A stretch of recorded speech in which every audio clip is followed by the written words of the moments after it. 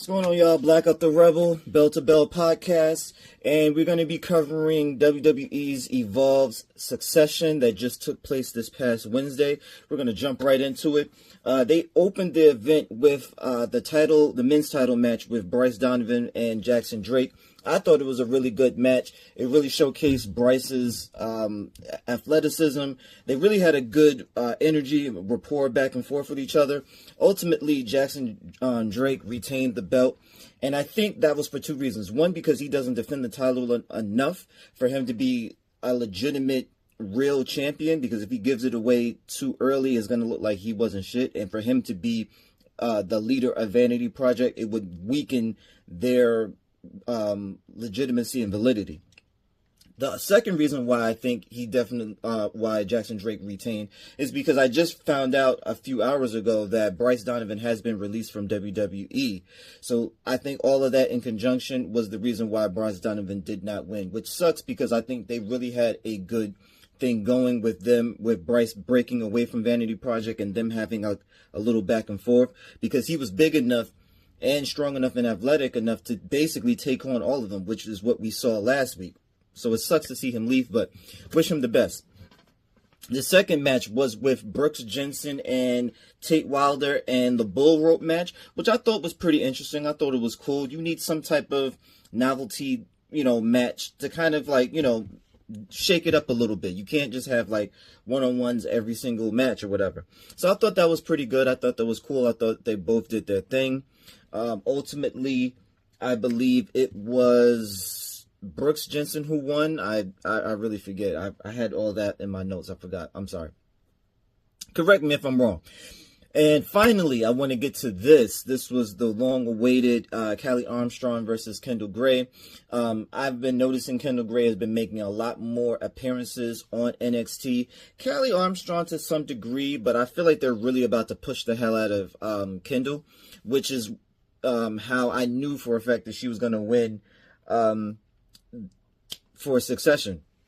Because I feel like if you're going to have a PLE or whatever they want to call this type of event, titles have to be shifted and handed to different people. Like, I love Callie, but she's defended it quite a few times already. So her losing to Kendall, number one, I'm not mad at, because she's had a very long stint with the belt in defending it, going against Natalya, going into Fatal 4-Ways or whatever.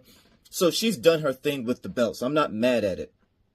The other thing, too, is, Kendall Gray has also been doing her thing as well. As far as the women division on Evolve, I would say it would be Callie, Kendall, of course Wendy, but that goes without saying because she already has,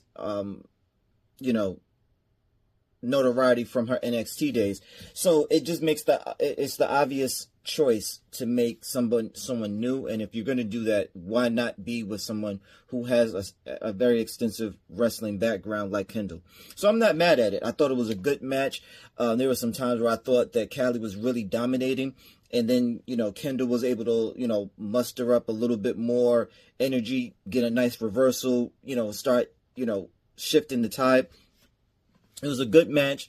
I think it was a good PLE, whatever they want to call it. And, shout out to Ja.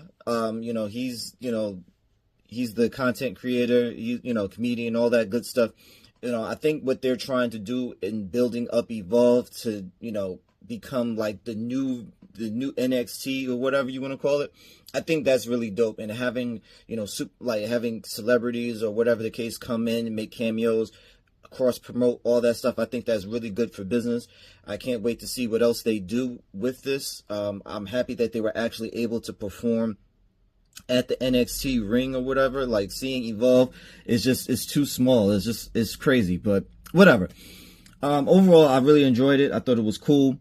I would like to see, more wrestlers, like maybe like a Royal Rumble type of thing, start doing more belts, things of that nature. But I know it's still early on. We're not even a whole year into Evolve yet. I think they just started this past May or March or something like that.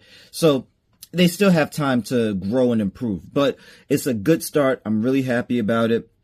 Let me know what you thought about it. Who did you want to win? Who do you want to see in the next PLE?